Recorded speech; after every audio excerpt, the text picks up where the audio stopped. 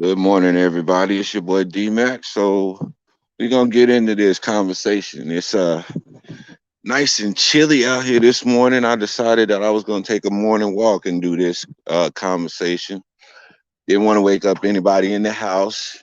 So I want to just say good morning to everybody. Blessed Sunday to you. Um as this morning as you get up and you get dressed and you get ready to go into the house of God for some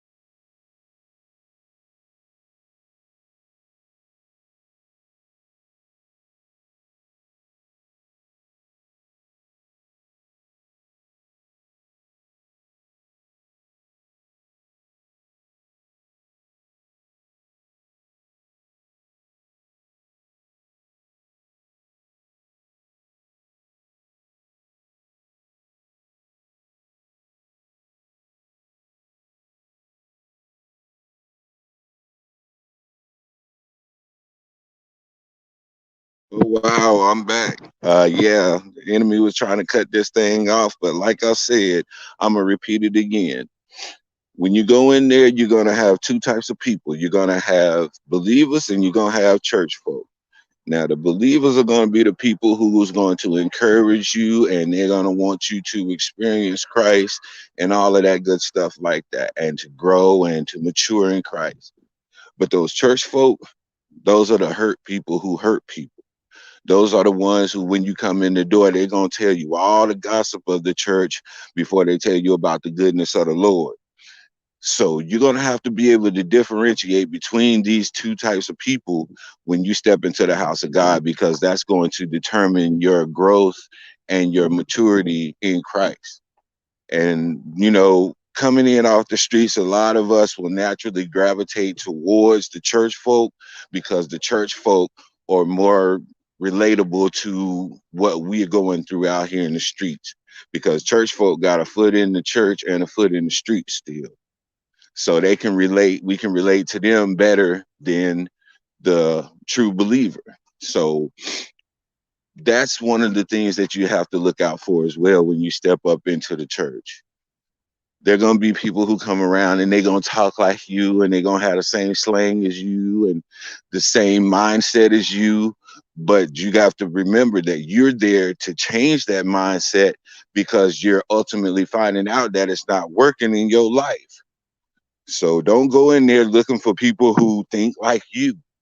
Look for people who have an elevated thought process and understanding so that you can grow to that level instead of staying on the same level you're at with somebody else who's okay with being there and staying there. And these are the things that we have to deal with in our lives, man, because a church person, church folk, will come up in the house of God and they know all the right things to say. They know the perfect terms and all of that good stuff. But as soon as they get out the door, they're right back to the same old, same old. And so their children are confused. Their children don't really reverence God because they see that their parents don't really reverence God. They just do it for show. Those are the church folk that I'm talking about. Now, a true believer, Their children, yeah, they're still gonna go through their things, and they're still gonna experiment in life and still go astray, but they're always gonna have that firm foundation of the word whenever things come down to it, because that's what we instill in our children in order to help them to succeed in this life and to get through things. But church folk, no, church folk are not going to have that mindset. Like I said, church folk are there as a distraction. Church folk are those folk who want to come up in there and they just want to see what's going on and they want to see what people are wearing. And they're not concerned about this sister that's hurting and this sister that's going through because they saw that their husband liked that sister. And so now they're going to allow their jealousy from their husband's lust problem to stop them from reaching out to this sister who really needs some help. See, these are the church folk we're talking about, because the true believer is going to understand that God is leading them into this person's life and God is making this move and they're moving based on what the spirit says. And when you move based on the spirit, you're not going to move into a trap. See, this is what we're talking about. These are the things that people have to understand nowadays, because if you don't understand these things, excuse me while I'm coming in the store, but if you don't,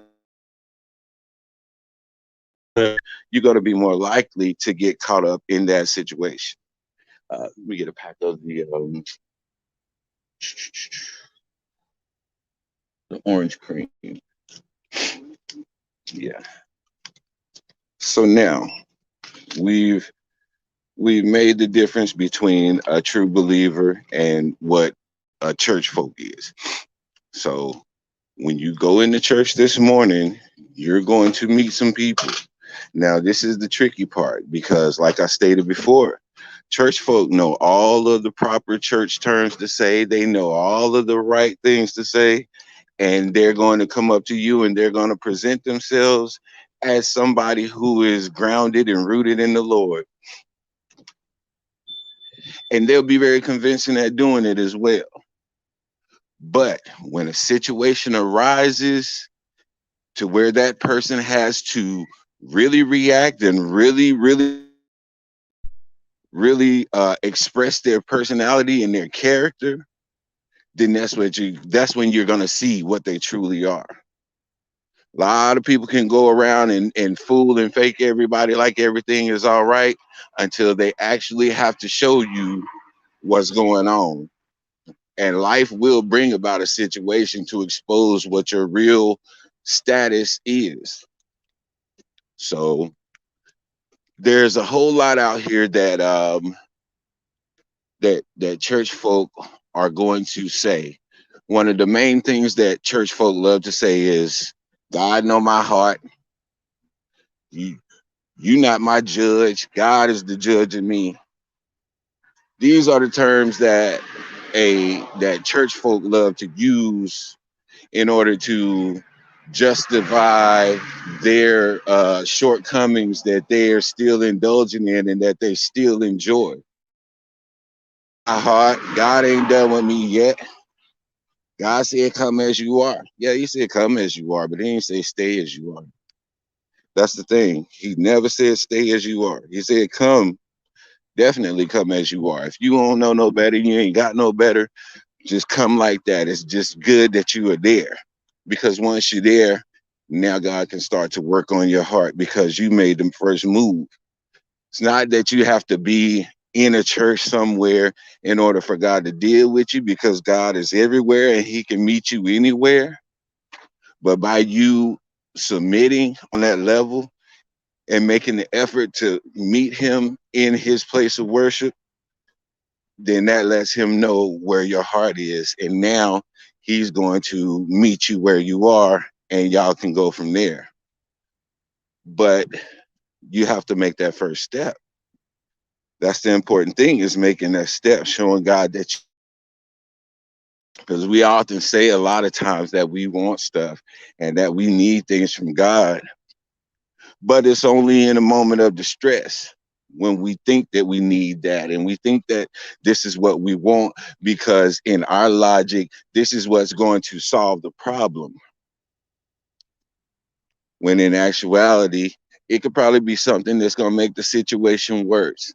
And so we'll pray for certain things. We'll pray amidst not knowing what to pray for. We're just praying to get out of a situation. And when God don't handle it the way that we think he should handle it, now all of a sudden we're questioning God's existence because we're praying for something that's ultimately going to hurt us, and he knows that, and he won't give it to us, and we think we should have it because we think we know better than God, right? These are the things that we deal with on the daily. And you have to understand, if you're a babe in Christ, you're just coming into Christianity, or you're just grasping an understanding of Christianity, a major part of your battle is going to be against yourself. It's not going to be against everybody else. Yeah, you have to watch out for the outside influences, but the most effective enemy in your life is going to be yourself. It's going to be your flesh, your fleshly desires, those carnal thoughts in your mind. And we would like to blame it on the devil, and we would like to blame it on everything else, but ultimately it comes down to our decision making. You have a choice in every single thing in this life. God made it that way. You have a choice for every single thing, every single decision you made in your life. You had a choice. Whether people made you think you didn't or not, you had a choice. You made a choice. And then you have to live with that choice. So for the people who are out here and you think, or you, well, I had no choice in the matter. That's an absolute lie. That's an absolute lie from the devil, that you didn't have a choice. No, you had a choice, but you knew what the consequences of those choices were going to be, and you chose the lesser consequence, or what you felt would be the lesser consequence. Let's be always honest about our actions and quit using semantics. I did a episode the other day about semantics and word manipulation. So let's get off this semantics and this manipulating words, because you can manipulate all the words you want to, but you can't manipulate God. So I don't see why people keep trying. But I guess that's just the carnal mind of people and the fleshly mind of people, thinking themselves higher than God. That was Satan's biggest issue, and that's why him and a third of the angels got kicked out, wanting to place themselves higher than God, thinking themselves smarter and wiser than God. So that's the mindset that most people carry, and you're gonna carry it all the way to hell with you. So I'm just giving the difference between church folk and true believers. So when you step into church this morning, I want you to have that on your mind, and ask God to give you the spirit of discernment, so that you can tell who's who. This is your boy D Mac, man. Y'all know what I say. Sticks and stones can break your bones, but the word can always heal you. I'm out.